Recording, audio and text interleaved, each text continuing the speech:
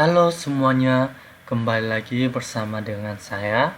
Pada kesempatan kali ini kita akan membahas mengenai teori gelombang. Nah, terlebih dahulu, perkenalkan nama saya nomor sama dengan NIM 20050974051 dari UNESA Pendidikan Teknologi Informasi dari kelas A angkatan tahun 2020. Nah, pertama kita akan membahas mengenai apa itu pengertian gelombang. Nah, teman-teman, apakah ada yang tahu pengertian dari gelombang? Nah, ya benar sekali. Gelombang adalah gejala dari perlambatan usikan gangguan di dalam suatu medium. Pada peristiwa lambatan tersebut tidak disertai dengan perpindahan tempat yang permanen dari materi-materi medium.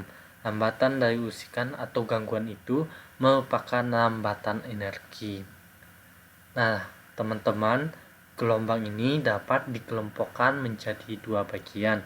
Yang pertama, gelombang elektromagnetik dan yang kedua, gelombang mekanik.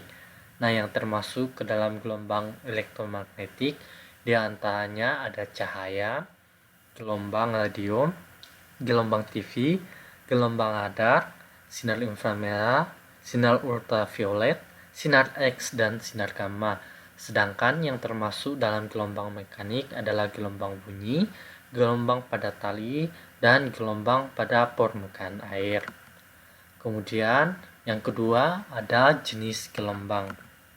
Nah, gelombang menurut arah getarnya dibagi dalam dua bagian, yaitu yang pertama gelombang transversal, yaitu gelombang yang arah getarnya tegak lurus arah pelambatannya, sehingga bentuk dari gelombang transversal terdapat bukit dan lembah gelombang. Contoh dari gelombang ini yaitu gelombang pada tali dan gelombang permukaan air. Yang kedua ada gelombang longitudinal. Nah, gelombang ini adalah gelombang yang arah getarnya berimpit atau searah dengan arah lambat gelombang. Nah, suatu gelombang longitudinal tidak menyatakan suatu deretan bukit atau lembah gelombang, tetapi suatu deretan lambatan dan regangan. Selanjutnya, terdapat tiga hal penting yang mendukung terbentuknya gelombang transversal, yaitu pertama, adanya gaya tali yang menimbulkan perpindahan pada waktu pulsa melewatinya. Yang kedua, tali harus bersifat elastik. Dan yang ketiga, tali harus mempunyai kelembaman sehingga akan menghasilkan getaran harmonis yang sederhana. Selanjutnya yang ketiga, mengenai sifat umum gelombang. Nah, gelombang mempunyai beberapa sifat umum, yaitu yang pertama, gelombang dapat mengalami pemantulan atau refleksi. Nah, pada setiap pemantulan gelombang akan berlaku sudut datang gelombang sama dengan sudut pantulnya. Gelombang datang, garis Norman, dan gelombang pantul terletak pada satu bintang datar. Kemudian yang kedua ada gelombang dapat mengalami pembiasan atau refraksi. Nah, teman-teman, bila dalam pelambatannya semua gelombang melewati bidang batas dunia medium, maka arah gelombang datang tersebut akan mengalami pembelokan arah. Arah pembelokan gelombang ini disebut dengan pembiasan. Kemudian yang sifat yang ketiga yaitu gelombang dapat mengalami penggabungan atau interferensi. Pada benda pertemuan akan menyebabkan terjadinya tumbukan benda yang satu akan terpental dari benda yang lain. Tumbukan seperti itu tidak pernah terjadi pada gelombang.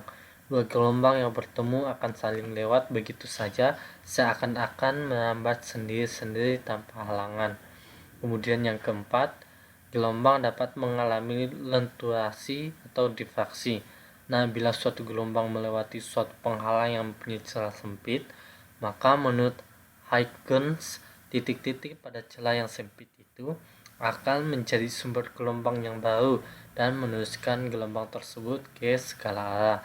Nah, jadi yang melewati celah sempit itu akan mengalami lenturan yang disebut dengan difraksi.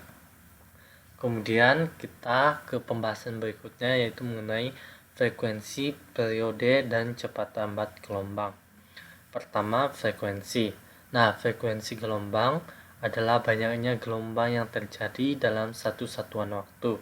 Frekuensi dinotasikan dengan huruf F dan dengan satuan Hertz atau biasa disingkat dengan Hz.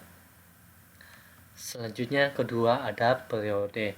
Periode adalah selang waktu yang diperlukan untuk menempuh satu gelombang. Periode dinotasikan dengan huruf T dan satuannya adalah detik. Yang disebut dengan gelombang sempurna pada gelombang transversal adalah gerakan gelombang dari kedudukan seimbang ke puncak gelombang, kemudian kembali ke kedudukan seimbang, lalu ke lembah-gelombang sampai kembali ke kedudukan seimbang. Kemudian cepat lambat. Nah, gelombang yang melambat lurus dari satu titik ke titik yang lainnya memerlukan waktu. Dengan kata lain, gelombang memiliki kecepatan untuk melambat. Jadi, cepat lambat gelombang adalah jarak yang ditempuh oleh gelombang dalam satu satuan waktu. Cepat lambat gelombang diberi lambang V dengan satuan meter per detik. Kemudian, gelombang elektromagnetik. Nah, sifat-sifat dan penggunaan gelombang elektromagnetik. Sesuai dengan sifat cahaya, gelombang elektromagnetik mempunyai sifat-sifat sebagai berikut. Yang pertama, dapat melambat pada ruang hampa. Kemudian merupakan gelombang transversal, yaitu arah getahnya tegak lurus dengan arah pelambatannya. Kemudian dapat mengalami polarisasi, kemudian mengalami pemantulan atau refleksi, dapat mengalami pembiasan atau refleksi, dapat mengalami interferensi, dapat mengalami lentuan atau difraksi. Kemudian arah pelambatannya tidak dibelokkan baik pada medan listrik maupun medan magnet. Kemudian gelombang elektromagnetik pada saat ini dapat digunakan dalam banyak sektor. Berikut adalah beberapa penerapan dari gelombang elektromagnetik yang bisa kita lihat pada saat ini. Yang pertama ada gelombang radio. Nah, gelombang radio mempunyai daya frekuensi antara 10⁻⁴ sampai 10⁻⁷ Hz yang digunakan sebagai alat komunikasi. Nah, gelombang ini digunakan sebagai pembawa informasi dari satu tempat ke tempat lain. Karena sifatnya yang mudah dipantulkan oleh lapisan ionosfer bumi, maka gelombang radio dapat mencapai tempat-tempat di bumi yang jaraknya sangat jauh dari pemancar radio. Informasi yang berupa suara dibawa oleh gelombang radio sebagai perubahan amplitudo yang disebut modulasi amplitudo, maupun sebagai perubahan frekuensi yang disebut modulasi frekuensi. Kemudian yang kedua ada gelombang televisi. Nah, mempunyai frekuensi sedikit lebih tinggi dari gelombang radio. Nah, gelombang televisi ini melambat lurus, tidak dapat dipantulkan oleh lapisan-lapisan atmosfer bumi. Nah, untuk menangkap siaran televisi di Jakarta, untuk wilayah Bandung memerlukan sebuah stasiun penghubung atau relay.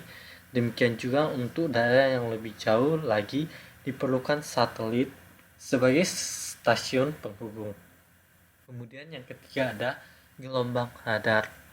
Radar merupakan singkatan dari Radio Detection and Imaging, menggunakan gelombang elektromagnetik dengan frekuensi sekitar 10⁻⁴ Hz. Nah, antena radar dapat bertindak sebagai pemancar dan penerima gelombang. Pancaran dilakukan secara dalam bentuk pulsa dalam selang waktu tertentu. Nah, bila pulsa tersebut mengenai sasaran, misalnya pesawat terbang, maka akan ada pulsa pantul yang sebagian akan diterima kembali oleh antena radar. Kemudian ada sinar inframerah.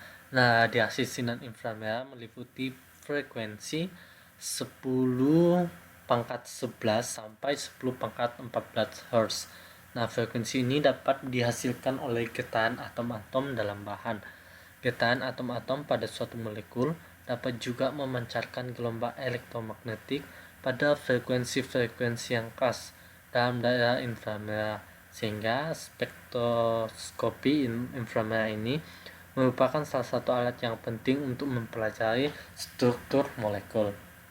Yang kelima ada sinar tampak. yaitu sinar yang dapat membantu penglihatan manusia.